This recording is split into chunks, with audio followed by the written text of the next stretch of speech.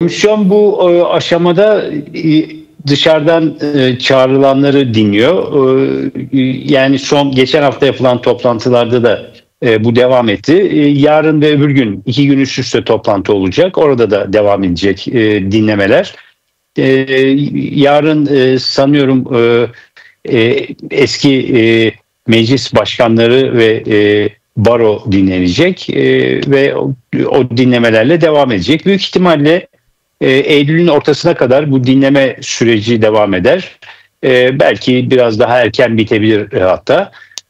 Yani hukuk kurumları dinlenecek, bazı akademisyenler dinlenecek, sivil toplum kuruluşlarından dinlenenler olabilir ama bu çok yüksek sayıda olmayacak. Bu dinlemeler bir sınırlı olmasını biz de istiyoruz. Çünkü bu şekilde zamanın kullanılması ve uzaması bizim açımızdan da doğru değil. Süreç açısından da doğru değil. Evet. Elbette ki çok geniş kesimlerin söyleyecekleri çok sözler var. Anlatacakları çok söz var ve tabii ki önerileri var. Onları elbette ki almak önem taşıyor ama biz parti olarak esas itibariyle bu çalışmayı sürdüreceğiz ve görüşlerini aktarmak isteyen bütün sivil toplum kuruluşlarından da olsun, kanaat önderlerinden de olsun önerilerini toplayacağız. Çünkü bu uzun süreli bir çalışma esas itibariyle baktığımızda. Dolayısıyla o eksikliği gidermiş olacağız ama komisyondaki dinlemelerin bir sınırı olacak. Değerli Savranoğluş, bir sınırı olacak dediniz bu dinlemeler. Belki tarih zaman açısından da önemli bir nokta bu.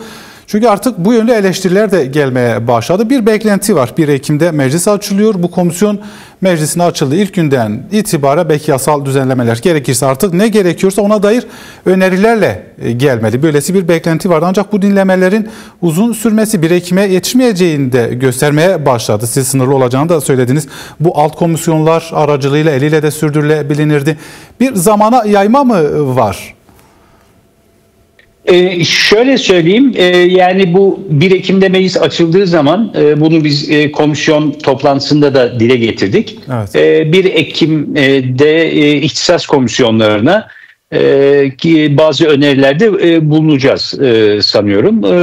Bu açıdan baktığımızda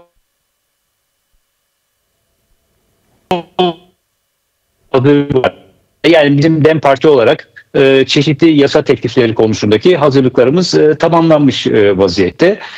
Bunu tabii ortaya da koymadık ama bu hazırlıklarımızı tamamladık. Bizim edindiğimiz izlenim diğer partilerin de bu konuda hazırlıkları var. Dolayısıyla çok uzun bir zamanı almayacaktır bu konudaki hazırlıkların karşılıklı olarak görüşülmesi ve ihtisas komisyonuna, ki bu konuda Adalet Komisyonu'dur ilk başlangıçta çalışması gereken, Adalet Komisyonu'na kimi tavsiyelerde bulunmak üzere hazırlıklar var. Dediğim gibi sıfırdan başlamayacak hiç kimse. Elbette ki farklılıklar vardır partilerin yaptığı hazırlıklar konusunda ama bu farklılıkları hızlı bir şekilde değerlendirip bir tavsiyeye dönüştürmek mümkün hale gelecektir diye doğrusu düşünüyorum. Yani şimdiye kadar hem komisyon içinde yapılmış olan görüşmeler hem yaptığımız partilerle yaptığımız ikili görüşmelerde bu izlenimi edindik. Dolayısıyla 1 Ekim itibariyle bütün zaten tavsiyeleri 1 Ekim'e kadar yapmamız gerekmiyor. Ama bazı aciliyeti olan konular var ki onlarla ilgili tavsiyeler 1 Ekim'e yetişecektir diye tahmin ediyorum. Elbette ilerleyen toplantılarda bunu görebileceğiz, sizin vurgularınızdan da anladığımız itibariyle. Çokça konuşulan bir diğer nokta, elbette komisyon dinlemeler yapılıyor ki yani olması gereken noktalardan biri de buydu. Belki çokça çağrısı yapılan tüm sivil toplum örgütleri katılsın denildi. Bir yandan da hem partinizin vurguladığı noktalardan biri şu: bu sürecin tarafı ve baş muhatabı Sayın Öcalan'dır vurgusunda bulunduğu sık sık DEM Parti. Dolayısıyla bu meclis bu sorunu çözecekse komisyon Sayın Öcalan'ı da dinlemeli yönde değerlendirmeler de yaptı partiniz. Neler söylemek istersiniz bu konuda? Sanırım henüz yansıyan somut böylesi bir planlama da yok. Biz bu konuda da çeşitli görüşmeler elbette yapıyoruz. Partilerle de bu görüşmeleri sürdürüyoruz. Yani biz şöyle bakıyoruz meseleye. Doğal olandır, olması gereken budur. Çünkü neden?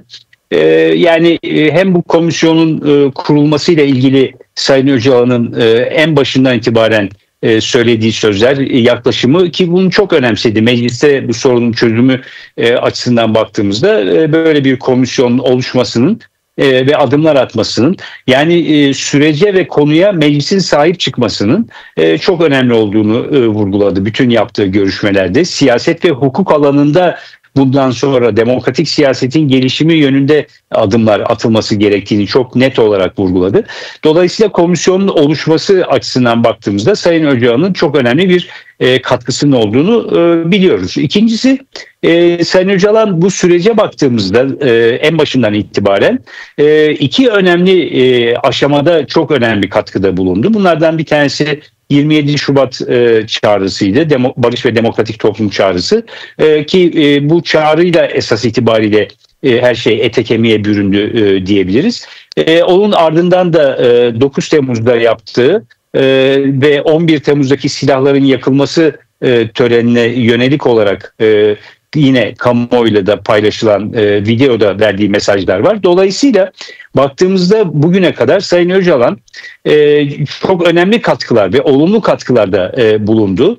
Ve bu sürecin sizin de ifade ettiğiniz gibi baş müzakerecisi esas itibariyle. O nedenle biz baktığımızda bu konu devam ederken, bu süreç devam ederken ve mecliste de çözüm için tartışmalar yapılırken, komisyonda çalışmalar sürdürülürken doğal olan, olması gerekenin zaten Sayın Öcalan'la da görüşülmesi olduğunu düşünüyoruz. Onun görüşlerine, önerilerine başvurulmasının hem sürece katkı olacağını hem de sürecin sağlıklı yürümesi açısından çok büyük değeri olduğunu düşünüyoruz. O yüzden biz bu konuda çok net fikrimiz en başından beri.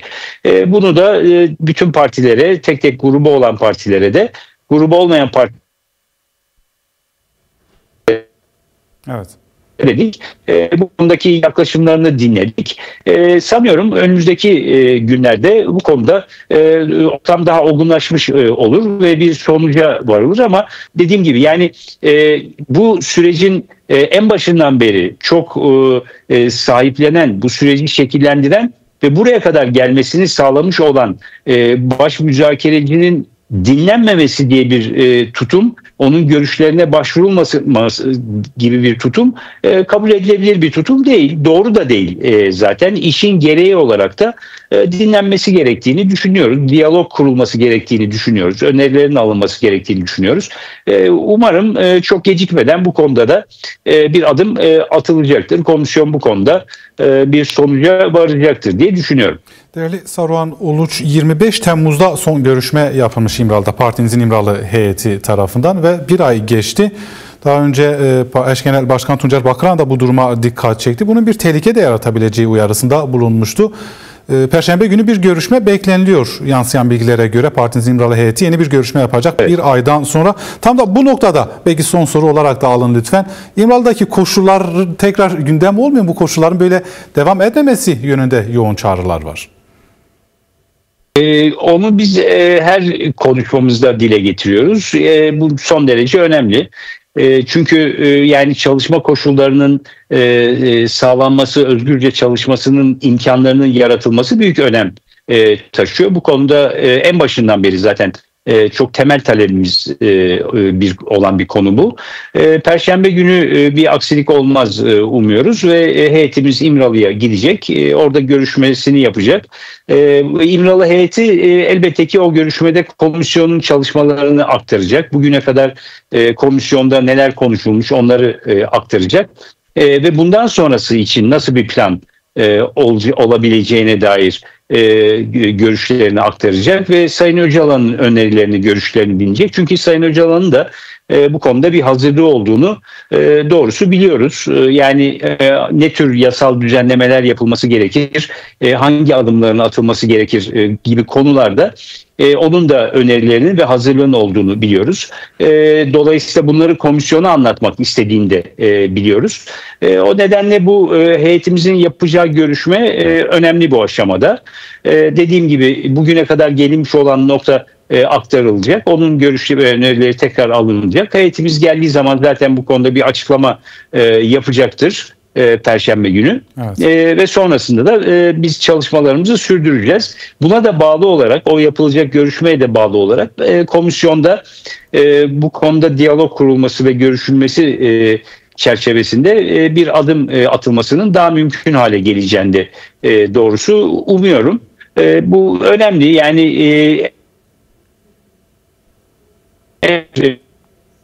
ise görüşme açısından baktığımızda. Ama bu arada Sayın Öcalan'ın da hazırlıklarını tamamladığını düşünüyoruz. Bütün bunların hepsi heyetimiz tarafından görüşüldükten sonra bizlere aktarılacak. Bizler de o değerlendirmeleri alacağız. Ona dair komisyondaki çalışmalarımızı da şekillendireceğiz. Dediğim gibi bizim de hazırlıklarımız var. Sayın Öcalan'ın da hazırlıkları var. Özellikle yasalar konusunda hangi adımların atılması gerekir? Hangi yol haritasıyla bunun yapılması gerekir? Ve hangi alanlarda öncelikli olarak adım atılması gerektiği konusunda bizim de çok kapsamlı bir hazırlığımız var. O da paylaşılacak Sayın Öcalan'la. Ve bütün bunlardan sonra bir sonuç ortaya çıkacak diye düşünüyorum. Ona göre de komisyon kendi çalışmalarını da elbette ki şekillendirecektir.